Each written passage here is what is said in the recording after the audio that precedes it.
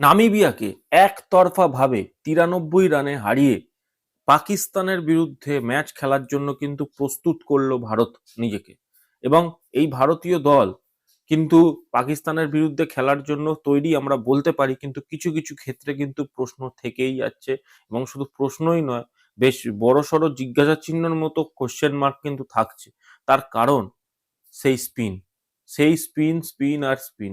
দিল্লির মতো গ্রাউন্ড, এখানে যদি স্পিনে ইন্ডিয়ান মিডল অর্ডার খেলতে না পারে, তাহলে কলম্বোতে কি হবে চিন্তা করে দেখো। প্রথম থেকে ম্যাচটা নিয়ে ডিসকাশন করা যায়। প্রথমে নামিবিয়া টসে জেতে, এবং নামিবিয়া টসে জেতে ভারতকে ব্যাটিং করার পেয়ে দেয় সিদ্ধান্ত, মানে ভারতকে ব্যাটিং করার আমন্ত্রণ জানায়। তো ভারত একটা চেঞ্জেস নিয়ে নামতে হয়েছে মাঠে। তার কারণ হচ্ছে অভিষেক শর্মা আহ, মানে ফুড পয়জন হয়ে যায়, আমরা জানতে পারি তার দিল্লিতে, এবং তারপর থেকে সে হসপিটালাইজড হয় একবার, এবং সে পুরোপুরি ফিট নয়। তার জায়গা সঞ্জু স্যামসন খেলে, কারণ ব্যাকআপ আমাদের রেডি ছিল। বাট ইন্ডিয়া যখন ব্যাটিং করতে আসে, ঈশান কিষান আর সঞ্জু স্যামসন, প্রথমে সঞ্জু স্যামসন দুমাদ্দুম একটা ওভারে খুব ভালো শুরুটা করে, মাত্র 8 বলে 22 রান করে। বাট সেই সঞ্জু স্যামসনের সব ডিসমিসাল, আমি সব ডিসমিসালই বলবো, কারণ ওই চিপ শট যেখানে দেখতে পাচ্ছে ফিল্ডার আছে, সেই জায়গাটা মেরে সঞ্জু স্যামসন আউট হয়ে গেল। সঞ্জু স্যামসনের জন্য কিন্তু অলমোস্ট লাস্ট চান্স ছিল, কারণ এই জায়গায় যদি না সঞ্জু স্যামসন নিজেকে পারফর্ম করে দেখাতে পারে, তাহলে কিন্তু পরবর্তীকালে সে টিমের বাইরেও যেতে পারে। তো সেই জায়গায় দাঁড়িয়ে সঞ্জু স্যামসন কিন্তু 8 বলে 22 রান করে, যদি ইন্ডিয়ার হয়ে স্টার্টিংটা খুব ভালোই ছিল। তারপরে তিলক ভার্মার সাথে ঈশান কিষান, এবং ঈশান কিষান ওহ, মানে টেরিফিক ফর্ম যাকে বলে না, সেটাতে ঈশান কিষান আছে। এলবিডব্লিউ আউট হয়, ডিআরএস নেয়, সেখানে দেখা যায় ব্যাটের এজ ছিল, তাই নট আউট হয়ে যায়, ডিসিশন রিভার্স হয়ে যায়। এবং তারপরে ঈশান কিষান 24 বলে 61 রান করে, 5টা 6, এই 5টা 6, 6টা 4 মেরে 250 স্ট্রাইক রেটে খেলে। বাট তারপরে শুরু হয় একটা মানে ইন্ডিয়ার মিডিল অর্ডারের স্ট্রাগল। তিলক ভার্মা অলমোস্ট রানা বল, 21 বলে 25 রান করে। সূর্য কুমার যাদব আজকে মোটেই ভালো খেলতে পারে না, 13 বলে 12 রান করে এবং স্ট্যাম্প আউট হয়ে যায়।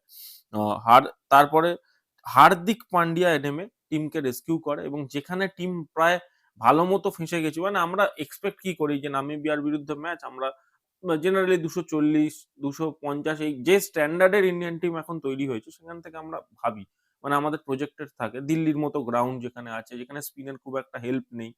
বাট সেই জায়গায় দাঁড়িয়ে ইন্ডিয়া টিম কিন্তু একটা সময় এমন হয়েছিল যে 180 করা দুষ্কর হয়ে গেছিল। আমি সেটাই বলছি যে ওই 10 ওভার 1 বলের জায়গায় 124 রানে 4 উইকেট পড়ে যায়, এবং এই যে রান রেটটা ওই সময় মেনটেন ছিল বিকজ অফ ঈশান কিষান। ঈশান কিষান একটা অত ভালো টেরিফিক ইনিংস খেলে দিয়ে প্রথমে আউট হয়ে যায়, এবং তার জন্য কিন্তু রান রেটটা ইন্ডিয়া সবসময় মেনটেন ছিল।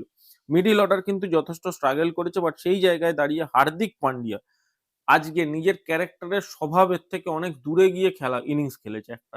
যদিও সে তাও 185 স্ট্রাইক রেটেই খেলেছে, বাট নিজের মানে কি বলবো, ট্র্যাডিশনাল ওইভাবে হার্দিক পান্ডিয়া খেলে না। হার্দিক পান্ডিয়া নেমেই হিট করা শুরু করে, বাট কালকে টাইম নিয়ে ধরে ধরে ধরে ধরে ইনিংসটাকে বিল্ড করে, এবং লাস্ট অব্দি যেতে যেতে 28 বলে 52 রান করে দেয়, 4টে 4 4টে 6 মেরে। শিবম দুবেও ভালো সাথ দিয়েছিল, 16 বলে 23 রান করে, বাট সেও রান আউট হয়ে যায়। রিঙ্কু সিং যদিও একটা চিন্তার কারণ, কারণ রিঙ্কু সিং চান্স খুব লেটে পায়, মানে অনেক লেটে তার ব্যাটিং এসছে, বাট তাও সে মানে 6 বলে মাত্র 1 রানই করে, এবং অক্ষর প্যাটেলও প্রথম বলে আউট হয়ে যায়। এবং ইন্ডিয়া টোটাল 209 রান করে, এবং এখানেও কিন্তু একটা ব্যাপার আছে, যেখানে 18 ওভার যখন শেষ হয়েছিল, ইন্ডিয়ার 199 রান ছিল আর 4 উইকেটের বিনিময়। সেখান থেকে আমরা ভেবেছিলাম 230 অব্দি যেতে পারে, বাট সেই রানটা গিয়ে শেষ হয় মাত্র 209 রানে, যেখানে 210 রানও হয় না। তো এইটা কিন্তু একটা মানে চিন্তার বিষয়, যে এই জিনিসটা রান রেটটা লাস্টের 2 ওভারে এক্সিলারেট করা গেল না। এইগুলো কিন্তু নামিবিয়ার বিরুদ্ধে খেলা, পরের ম্যাচটা কিন্তু পাকিস্তানের বিরুদ্ধে, এটা কিন্তু দেখতেই হবে। বোলিং ডিপার্টমেন্টে যদি আসি, নামিবিয়ার একটা বোলার আছে ইরাসমাস বলে। ইরাসমাস 4 ওভারে 20 রান দিয়ে 4 উইকেট নিয়ে নেয়, এবং এইটাই আমাকে ভাবাচ্ছে বেশি করে। তার কারণ হচ্ছে এই ইরাসমাসের মতো বোলার এই দিল্লির মতো গ্রাউন্ডে, যেখানে স্পিনের খুব একটা হেল্প নেই, আমি বারবার বলছি, সেই গ্রাউন্ডে যদি ইরাসমাসের মতো বোলার ইন্ডিয়ার মিডিল অর্ডারকে এরকম ভাবে মানে স্ট্রাগল করিয়ে দেয়, তাহলে আপনি চিন্তা করে দেখুন যখন কলম্বোতে খেলাটা হবে।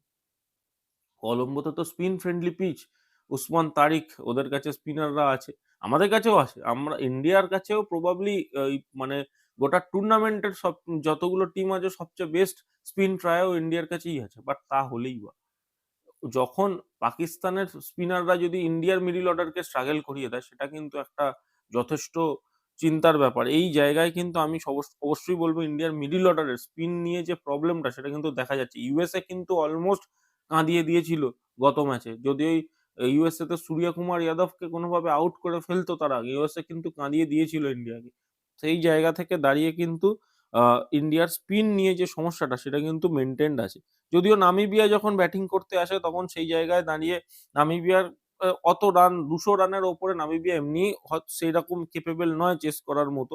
বাট নামিবিয়া ব্যাটিং করে, যেখানে ইন্ডিয়ার বোলিং নিয়ে যেটা বলার বিষয় যে ইন্ডিয়ার হয়ে বোলিং স্টার্টিং করতে আসে কিন্তু হার্দিক পান্ডিয়া, এবং এটা দেখে কিন্তু এটা ক্লিয়ার হয়ে যাচ্ছে যে হয়তো মোস্ট প্রবাবলি কলম্বোতে ইন্ডিয়া পাকিস্তানের ম্যাচে আর্শদীপ সিং খেলবে না।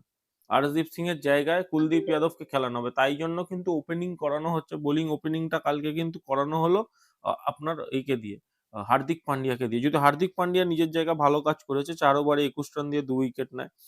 আর্শদীপ সিং ৩ ওভারে ৩৬ রান দেয়, বাট সে তার পুরোপুরি কোটার ওভারও কমপ্লিট করায় না। তো এটা দেখে বোঝাই যাচ্ছে Arshdeep Singh most probably next ম্যাচে খেলছে না। কুলদীপ যাদব আর্শদীপ সিং এর জায়গায় খেলবে।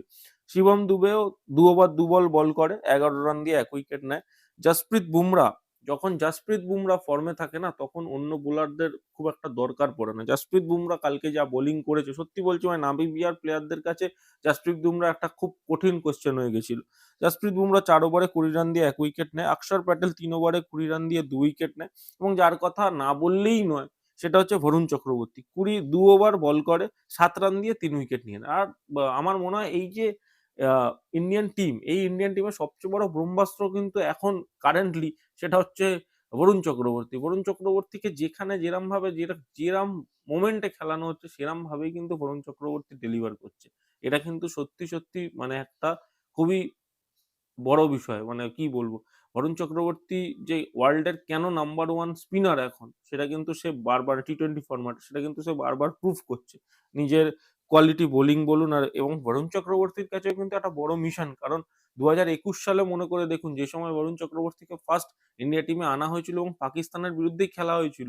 আর সেই সময় কিন্তু পাকিস্তান ইন্ডিয়াকে ১০ উইকেটে হারিয়েছিল ২০২১ এ। আর সেই বরুণ চক্রবর্তী এবারে যখন খেলতে নামবে তখন কিন্তু তার কাছে অনেক কিছু আছে রিভেঞ্জ নেওয়ার মতো। নামিবিয়া ওভারঅল নিজেদের মতো করে নিজেদের বেস্ট দেওয়ার চেষ্টা করেছে, but India team too good, যার জন্য ইন্ডিয়া টিমকে ধরতে পারেনি এবং ৯৩ রানে ইন্ডিয়া টিম জয়লাভ করে। এবার যে কোয়েশ্চেন গুলো সেটা হচ্ছে এক স্পিনার, কারণ পাকিস্তানের কাছে কোয়ালিটি স্পিনার আছে এবং সেই স্পিনারটা কিন্তু কলম্বোর মাঠে অনেক বেশি ইম্প্যাক্ট ক্রিয়েট করবে আমার বিশ্বাস। এবং আরেকটা যেটা মানে বড় বিষয় সেটা হলো অভিষেক শর্মা কিন্তু পরের ম্যাচটাও মিস করতে পারে।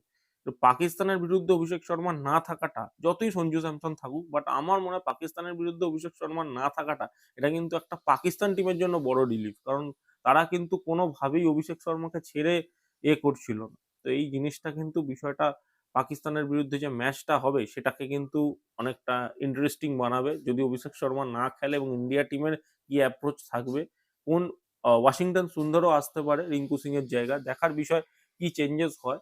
But all eyes to Colombo and all eyes to India versus Pakistan match কিন্তু এবার থাকবে। এতদিন দুটো ম্যাচেই ইন্ডিয়া অ্যাসোসিয়েট নেশনস এর সাথে খেলেছে, এবার কিন্তু ফেস টু ফেস হবে দুটো বড় বড় নেশন। তো দেখার বিষয় কোন জায়গায় ইন্ডিয়া টিম শেষ করে। তো আপনাদের ভিডিওটা কেমন লাগলো ডেফিনেটলি কমেন্ট করে জানান। কি মতামত ইন্ডিয়া নামিবিয়া ম্যাচ ও ইন্ডিয়া পাকিস্তানের আসন্ন ম্যাচ নিয়ে সেটাও কমেন্ট করে জানাবেন। ভিডিওটা ভালো লেগে থাকলে ভিডিওটাকে ডেফিনেটলি লাইক করে দেবেন, আর বন্ধু বান্ধবদের সাথে শেয়ার করবেন যদি ক্রিকেটে তাদের ইন্টারেস্ট থেকে থাকে, এবং চ্যানেলে নতুন হয়ে থাকলে ডেফিনেটলি চ্যানেলটাকে কিন্তু সাবস্ক্রাইব করে দিয়ে যাবেন। এই বলে আমি ভিডিওটা শেষ করছি। ধন্যবাদ।